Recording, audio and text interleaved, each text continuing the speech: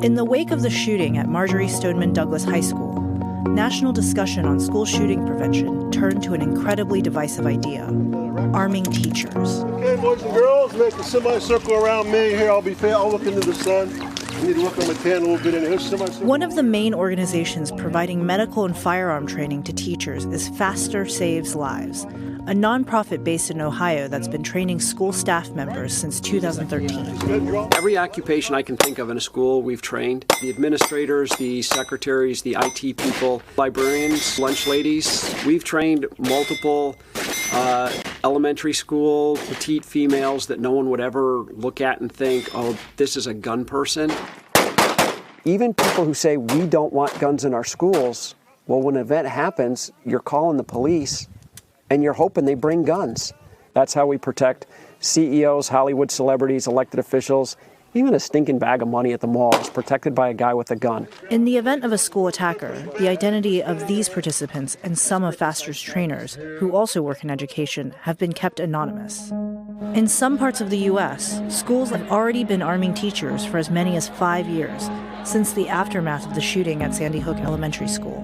The day we got our safes and the firearms was a day that life became less stressful for me, because now we have a way to protect ourselves, a way to protect our students. Whereas before, maybe the only thing I would have had was to use my body to shield the students. In these school districts, not only do teachers have access to guns, they're also part of emergency response teams that are trained to take out the shooter and treat the injured before police arrive.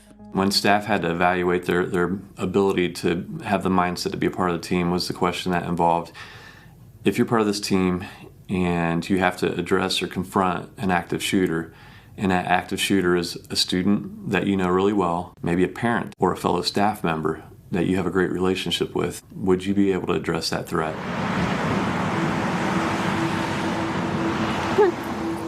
In the aftermath of the shooting at Sandy Hook, there were some people who felt that the right answer was to arm teachers.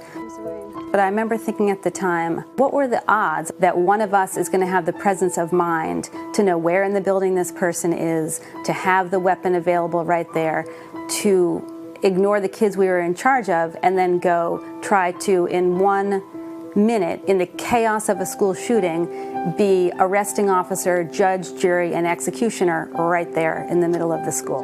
If I have to make that, terminating shot of that person, if it is one of my students, I guess I'll cross that bridge when it comes. At least I know I'll be protecting the rest of my other students.